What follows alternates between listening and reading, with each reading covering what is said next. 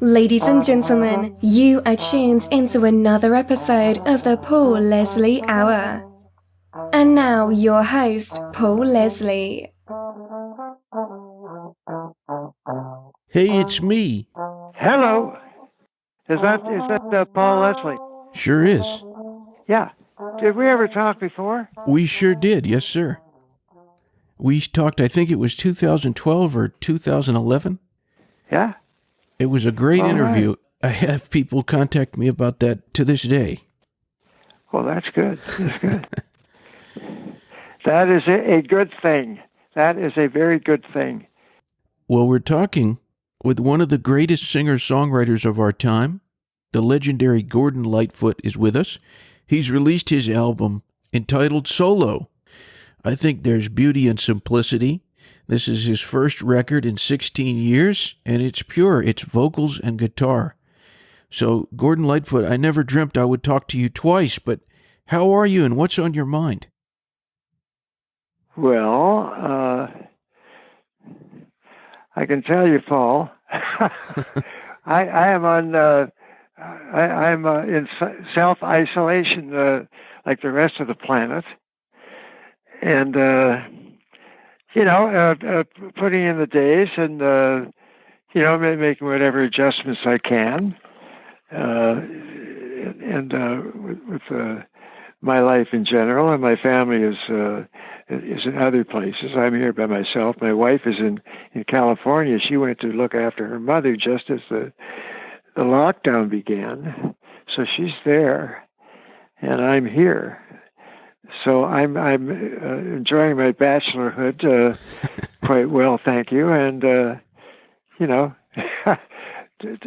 tidying the place up here. Very good. Making everything neat and tidy. Have you been taking pen to paper any? No, not really. We're. Those days are kind of over. It's the things on the record are things that I did back in 1998. Mm-hmm. Most of it is. Most of the great majority of it. I came upon it just by accidentally about a year and a half ago, and after I finally remembered where it came from and when I did it, it sounded pretty good, and I went about getting ready to orchestrate it and brought my band in, and we were going to do the whole thing as a full-scale album until I realized we were going to lose the feel and lose the sense of doing it before I ever had any health issues, when my vocal was very strong and my guitar playing was right up to scratch. At that, right around the end of the 20th century, and well, I still haven't gone with the 21st century yet, but I'm working on it. One of these days I'll get a cell phone. So what is it you like about this style, this stripped down vocal and guitar? Well, when I was first doing it, I thought, of course, about like as anyone else done this, using demo material, and I thought about the Springsteen album, Nebraska, and he did it, and I should do it too. I had planned to do some embellishment as he had done on the Nebraska album, but I tried doing that. It wasn't working for me. He had more to work with too. Bruce plays mandolin, and he's a great keyboard player, and he plays other instruments, other than just guitar. And he did some really nice work by embellishing those tracks that he had. And believe you me, he could have brought his whole E Street band in, and they could have orchestrated the whole thing, but he chose to do it and tour with it. And I saw his concert tour when he performed in Toronto here at Massey Hall, and that was the only time actually that I ever met him. And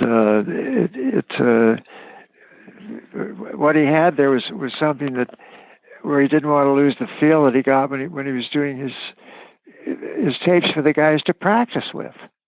Interesting. And I had the same thing. I worked on I recorded a whole bunch of tunes over a period of three days, a very prolific time near the end of the 20th century, as I said, around 1998, 1999, and came up with about 18 tunes. I pulled out 10 of them from our Harmony album, which we reorchestrated and released when I was recovering from a whole series of operations that I had to go through. And that had me out of business for about 2.5 years.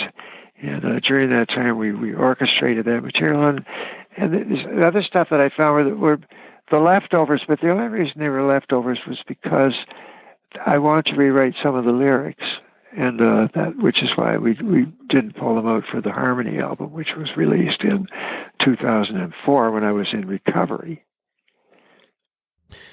You know, I was listening to your vocal on the song Easy Flow, and there's some great singing. Well, that's the one that I did right from the scratch. That was the only one. We did that one about 6 months ago, so it's the only one of the whole lot that I actually went at it, because I really didn't have that one. I didn't have a version of that one, so I did it, and it worked out as it was. And I did it also just with the vocal and guitar to let it fit the format. There are other things I could have done. You can always do this, you can do that, but then you lose the feel. And this stuff was we never even had a chance to remix it because we couldn't find the black boxes for the digital, because there'd been a fire at the recording studio sometime in the last 10 years, and the raw material got damaged. So we had to work with what we had. So there it all was, and I was able to get out of it what was there. There was actually more, but there were 10 good ones there, and we did one of them over, Easy Flow. I did that one over again. I gave my band the time off. People got families, they got responsibilities, they've got. If we had started to record that album from the ground up, we'd have it half done, and we'd be in the middle of a lockdown. Right now, we wouldn't even be able to finish it. Not the way I work, anyway. We would be about half done. We'd be about half done with it right now. And of course, nobody could see the virus coming, and it's just. I'm glad I got it out when I did, because I wouldn't want to be working on it right now, because I wouldn't be able to work on it right now. Absolutely. Well, on the note of singing, I can think of singers that I like, and just to name some of them that have done your tunes: Elvis Presley, Dwight Yoakam, Barbra Streisand, Bob Dylan, all different types of singers. What do you think makes a great singer? Well, it's the ability to, I always admire the people who work with other people, like Glenn Campbell and Kenny Rogers and people like that. I always admire their work in doing duets, and so many of them shone so well doing that. Those sort of offers came my way too, but I would never do it, because in seeing what they did, it's been recorded in video and on their presentations of their life story and that sort of thing, and all the people that Kenny worked, Dottie West and Dolly Parton and Reba McEntire and all the people, and a couple of Lionel Richie, on the male side, and Glenn Campbell with Anne Murray and many of the female performers that he worked with. I really always wanted to do that, but I never had the kind of gumption that it takes to do that, and so I remained, just working on my own. And most of us did. Most of the songwriters did it that way. they just remained doing their own deal. Dylan, Neil Young, John Prine, Christopherson, myself, and quite a few others. Paul Simon. The list is long. John Denver, Harry Chapin, James Taylor. A lot of great people, singer-songwriters, who preferred to work solo. So I guess this is the only actual solo album I ever had. Mm-hmm. So there was another thing, it was album number 21. I had a place for it to go, to take it to. I could take it to Warner Brothers, which I did, and they really liked it. They really liked the idea of doing it that way. And it took several months for me to make that decision too. I was already into reorchestrating my band, getting them involved in it at that point, until I realized that I was not going to keep the feel. I was going to lose something, You were mentioning John Prine just a moment ago, and I was reading that interview that Bob Dylan did with Bill Flanagan, and he was asked to name the greatest songwriters, and he said Lightfoot, Jimmy Buffett, Randy Newman, Warren Zevon, John Prine, Guy Clark. Did you know Mr. Prine? Yes, I did. Yes, I did. I knew John. I got onto his very first album. I heard his first album. That would have been 1963. I mean, my goodness. It's a long time. So I got to know him personally after that. He's been to my home, and I've been to see his show a couple of times, and we did an event together 2 years ago. We did George Stroumboulopoulos' show here in Toronto, which went out through the internet. And we had a good time doing that. I met with his wife, and he has a little band with him. And he wrote some lines that never ever left me. Would it be okay if I repeated? Absolutely. A couple of them. It's about a romance, the retire of a relationship. The song is about. It's called "Far From Me." And the one line that really grabbed me, the sky is dark and still now on the hill where the angels sing, which I guess that's where you go and park your car, right? It's about that young love affair, The other one is they're in a parking lot, and he's saying, and a June bug flew from the warmth it once knew, and I wished for once I weren't right. And boy, I tell you, when he sang that line on that show, he blew my mind. I always remind him of that one line because, boy, it is so poignant. Mm. Yeah, a June bug flew from a warmth it once knew. A summer song. What was John Prine like? Well, I know that he was a very energetic guy, and he did a hell of a show. And when he started having health issues, he didn't stop. He kept going, and he worked right up to the very end of his life. He continued to perform in spite of the health issues that he was encountering as he got older, and I really admire that. That is the way I would work. I would work that way. I do work that way. I would never retire. He was never the kind of guy who was ever going to retire.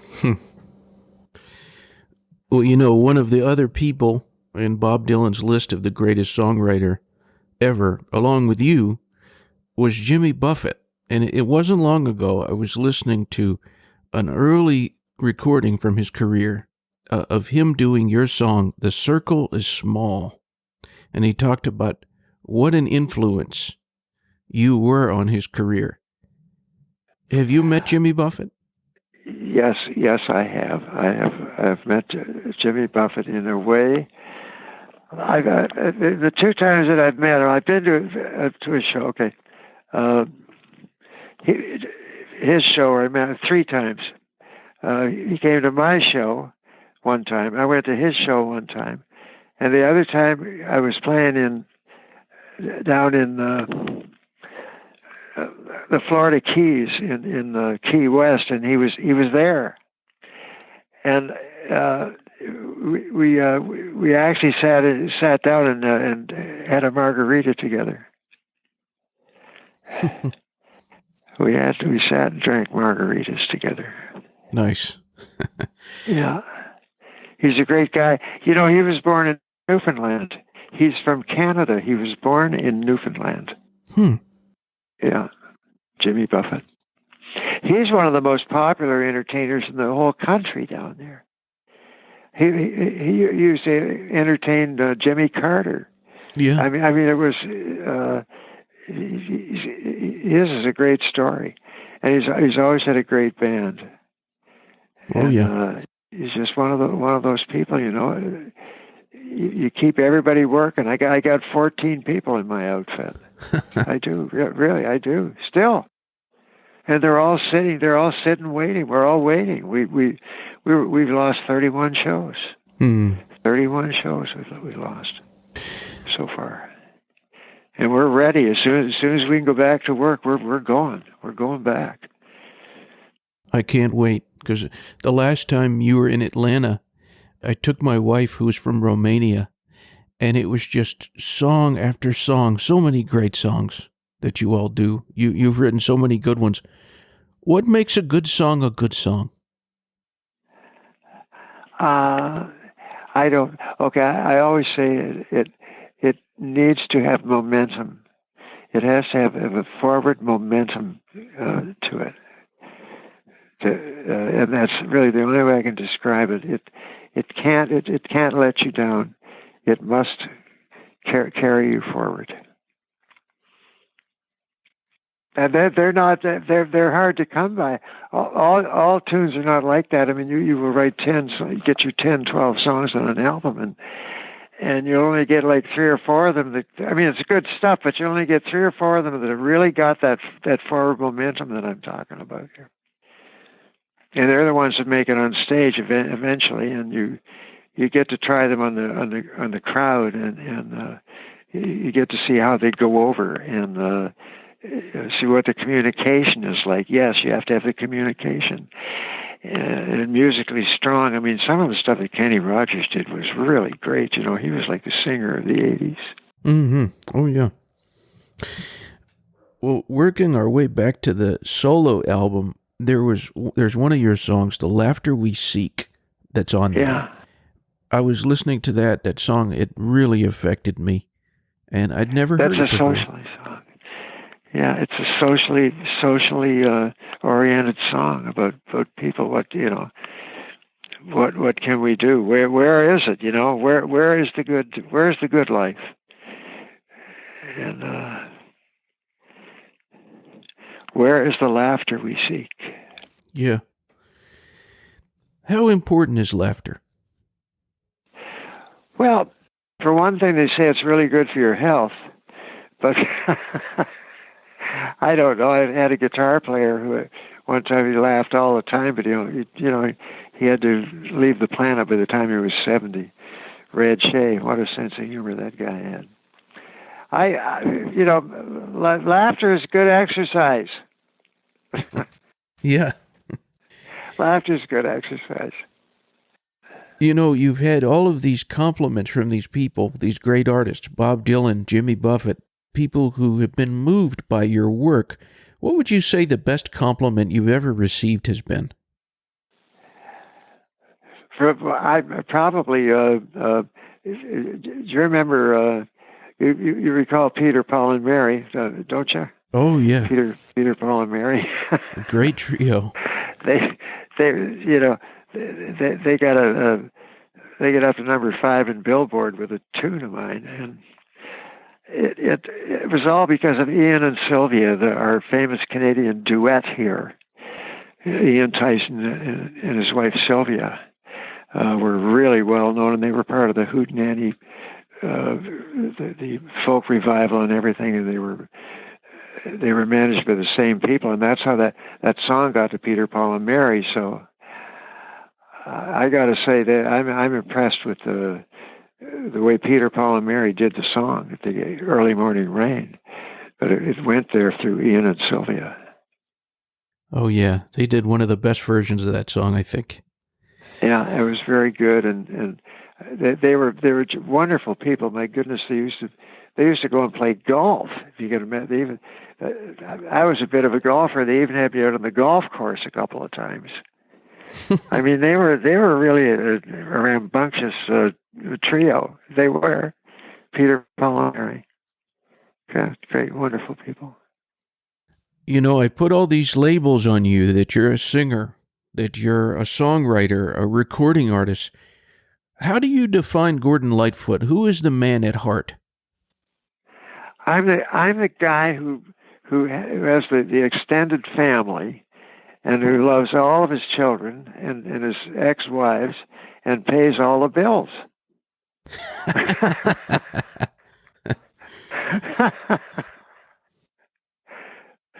I don't mind that. I'm so very, very happy to be able to do that. I'm happy to be able to ride out the lockdown here. We can all ride it out. You know, we can be ready. We can be ready to roll. We can. My band and I, we can be ready to roll. My crew, we can all be ready to roll. We'd love to get back. Well, wherever our listeners are in the world, they're probably holed up, and they can visit lightfoot.ca. The album, it's called Solo, and it's on Warner Music. It's a great album. I hope they check it out. So, Gordon, thank you so much for spending time with us. Thank you for sharing with us. And I just hope you know how much you mean to us. Thank you, Paul. All right, sir. I hope we can talk again someday. We shall. We shall, for sure. You've made me smile. Thank you very much. Thank you, Paul. Have a great night, sir. Thank you. Thank you for listening to the Paul Leslie Hour. Hosted, written, and produced by Paul Leslie. Intro theme song, Alexander's Ragtime Band, written by Irving Berlin, performed by Dan Barrett. Outro scatting G Things, improvised, performed, and produced by John Goodwin. Until next time. Goodbye.